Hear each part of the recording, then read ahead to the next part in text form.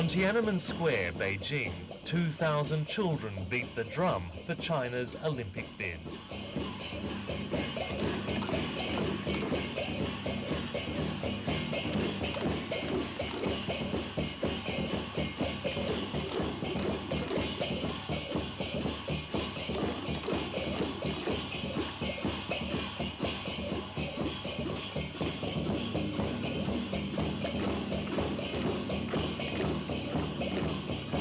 "12 years ago, communist authorities massacred student protesters on this square.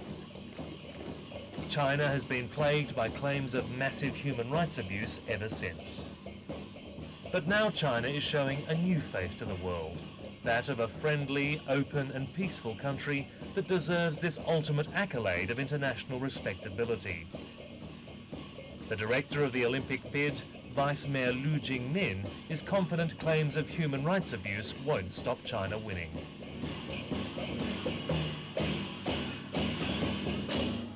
那么我们觉得呢，不会有很大的影响。首先应该肯定呢，就是北京申办奥运会，就是呢也是改善人权状况的一个重要的事件。 But many who have been on the receiving end of China's repression are convinced it would do the opposite. 如果他赢了，那恐怕是一场很大的灾难。因为第一，对于中国政府来说，他习惯于把运动会和各种国际会议搞成一种政治活动，然后。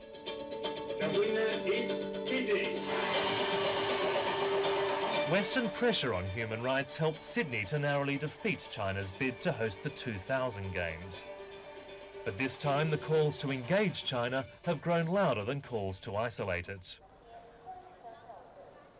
The memory of the massacre has faded, the lure of China's huge consumer market has grown. And perhaps most important of all, the city that beat Beijing has joined it. The slogan for the bid is New Beijing, Great Olympics, but China's secret weapon is the advice and expertise of Sydney Olympic officials. For months now, the team that managed the Sydney Games has shaped and refined every aspect of Beijing's bid, while Australian politicians have enthusiastically backed China's fitness to host the Games. In this race to win the Olympics, Beijing believes Australia's support will get it across the line. 很多在澳大利亚为悉尼奥运会工作的专家，现在呢也在为北京工作。北京的申奥呢是建立在悉尼奥运会成功的基础之上的，所以我们呢也非常感谢澳大利亚方面悉尼奥运会的组委会对北京的支持。 Beijing's consultants include Sydney Olympics boss Sandy Holway and most of his senior colleagues from the organising committee SOCOG. We must organise sports in the venues, but also celebration right across the city.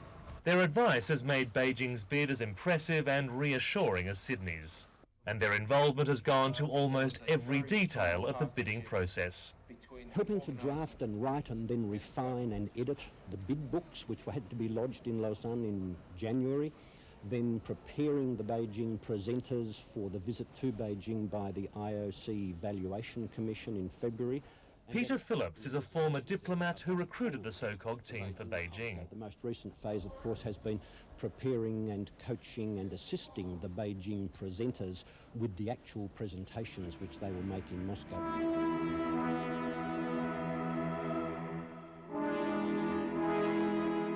No country has worked as hard as China to win the Games. It sees the Olympics as a chance to take its rightful place on the world stage. And it's lobbied assiduously for Western backing.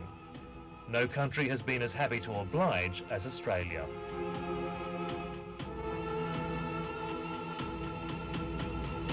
I see all your hard work. It reminds me of what we went through in Sydney.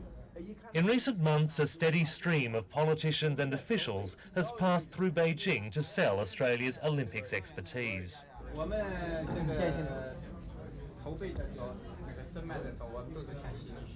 Anyway, in preparing for the games, for bidding for the games, we are actually learning from. As head of the state that hosted the Olympics, New South Wales Premier Bob Carr was eyeing the multi-billion-dollar contracts that could flow from Beijing's win.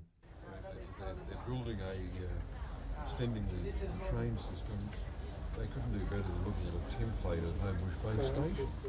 Australia has been pitching to all the bid cities, but as a regional neighbour with strong commercial ties to China, most believe the greatest spin-offs would be from Beijing. I think there may be a feeling in the part of Australian industry that were Beijing to win, then there might be special opportunities here because of the closeness of the relationship and the interest that pre-existed the games, you know, amongst Australian companies. Canberra's regional government has even formed a sister city relationship with Beijing to enhance its chances of Olympic work.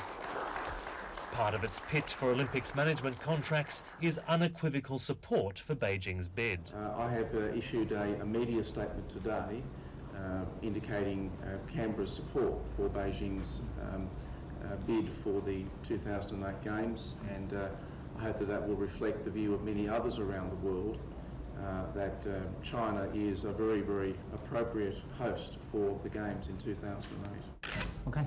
Such assurances play well to the communist leadership, keen to show its people that the world is behind them.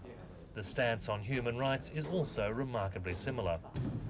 I think engagement and dialogue is a very productive process, and I believe that the hosting of the Games in 2008 by Beijing would be a positive way of encouraging that process to continue. But many human rights activists find it hard to share the optimism. 因为实际上呢，共产党侵犯人权是它的一种基本的理论。如果它得到了国际社会的宽容之后，那么它只会更加侵犯人权，侵犯的更多，而不会更少。Wei Jin-sheng is one of China's best-known dissidents. He spent several years in prison for organising pro-democracy groups and now lives in exile in Washington. In 1993, as the IOC was about to vote on Beijing's last bid, China released him from prison early to show its commitment to human rights. When Beijing lost the bid, they threw him back in jail and added 3 years to his sentence. 既然他对人权做一点点的改善都已经没有诚意，那么他没有得到的话，他当然会把我再重新送回监狱里去。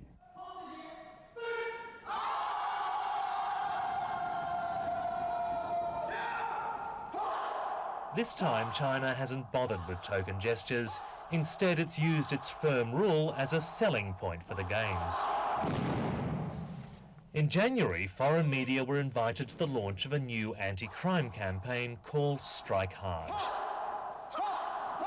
Its organisers linked it directly to the bid. All the policemen in Beijing Public Security Bureau are putting all of their efforts to try to make a good security environment for the city of Beijing, especially in the bidding for the 2008 Olympics.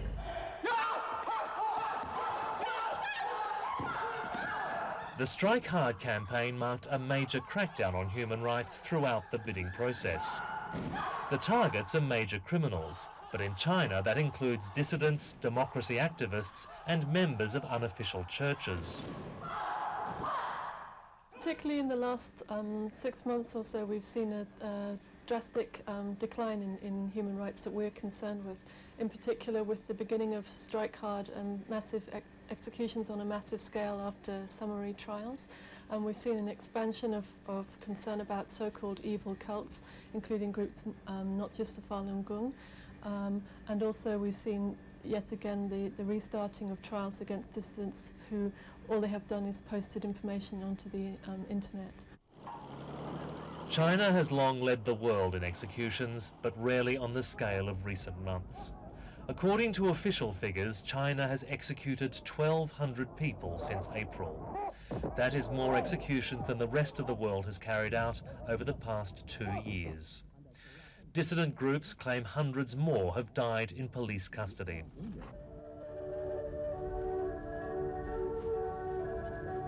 Just last month, 14 women belonging to the banned religious sect Falun Gong died in a forced labour camp in northern China.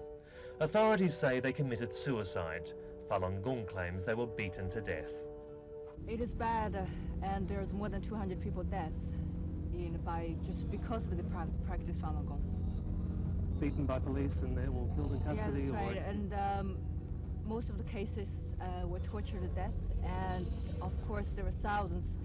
We may estimate like 50,000 were in detention center and 10,000 in the labor camps, and more than 1,000 cases in the mental hospitals, which is being drugged and to disturb the nerve system. And they were up to 600 were sentenced to up to 18 years in the prison.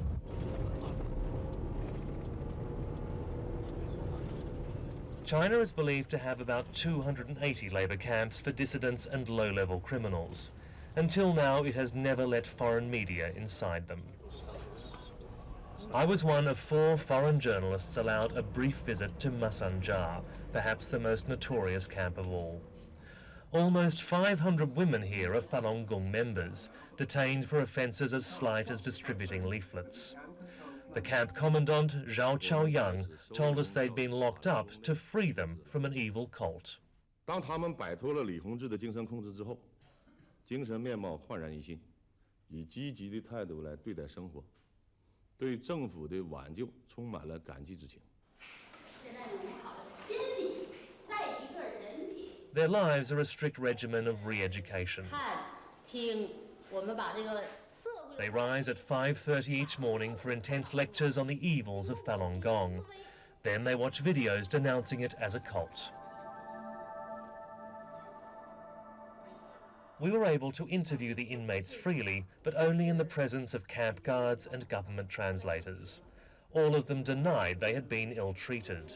我没有遇到，这里头非常祥和，我们的干警嘛，拿着我们就像孩子一样，耐心的说服教育，让我们真正从思想上认识到他的泯灭人性的本质。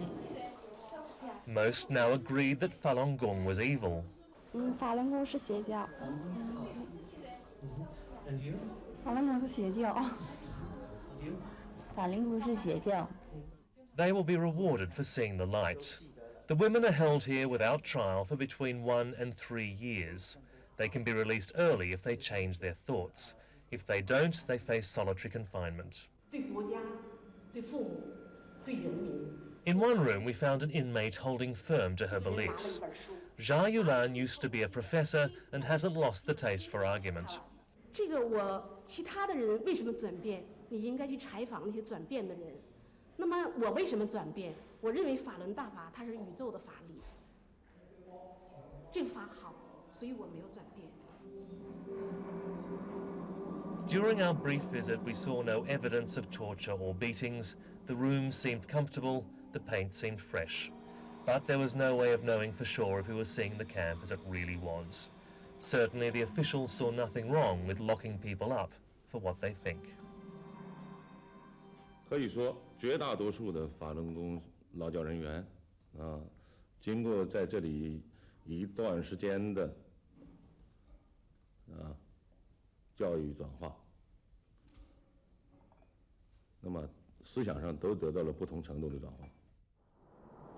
What is not in dispute is that China remains a political dictatorship, or as the Communist Party calls it, a people's democratic dictatorship. In the 12 years since the Tiananmen Square massacre, China has opened its economy but tightened political control. There is just no tolerance of opposition groups, of public criticism or of political protest. And China sees what it does to crush dissent as nobody's business but its own.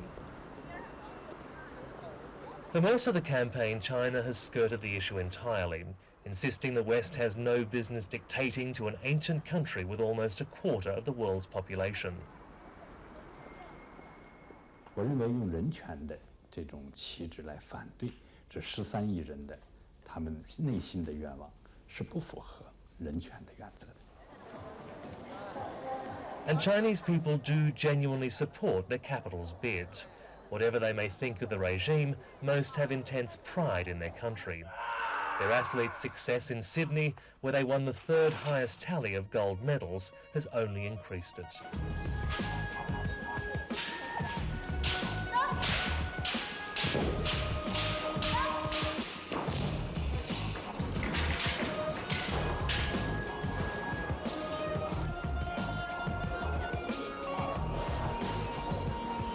When Beijing lost its bid to Sydney in 1993, many saw it as another example of the West trying to keep China down, trying to stop it taking its rightful place on the world stage. Even these 10-year-old boys training for the 2008 Olympics have heard that somehow China was robbed.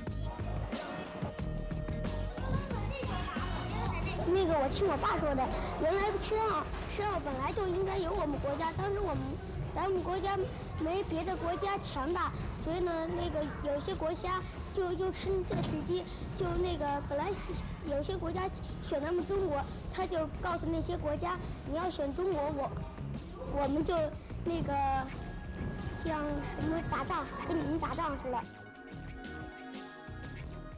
This time, Beijing's taking no chances on losing. When the IOC inspection team came in February, China used its dictatorial powers to turn off the heating in people's apartments and to stop all building work, just to make the city seem cleaner and quieter. They even sprayed green paint on the brown winter grass. The IOC was impressed. 我们对于最后取得胜利呢，还是充满了信心。 这次呢，国际奥会评估团的评估报告表明，北京呢和巴黎、多伦多一样，都是呢在技术上可以提供最好服务的城市之一。那么除此之外呢，北京有最高的民众支持率，高达96%。北京呢还是有着特殊的文化的一个古老的城市，所以我们认为呢，北京在最后取得胜利呢，还是很有可能的。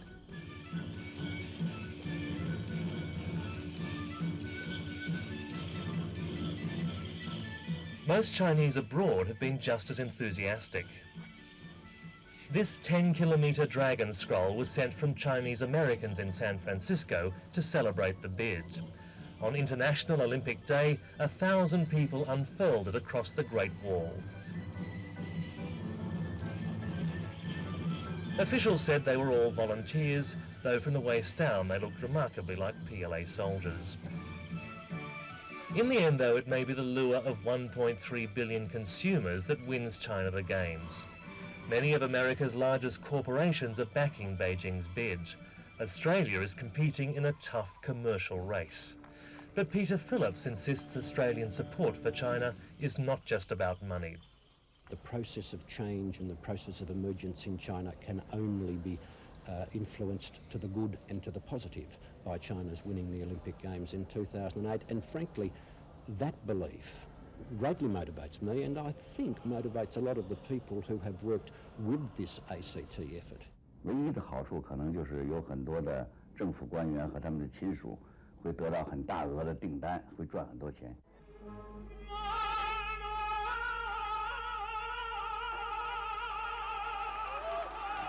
On the evening of International Olympic Day, 30,000 people gathered in the Forbidden City to hear the three tenors sing in support of the bid. The event was broadcast nationwide on state-run TV. Outside, just out of view of the television cameras, police beat up an American photographer for taking unauthorized pictures. But like most abuses in China, it was out of sight and therefore out of mind.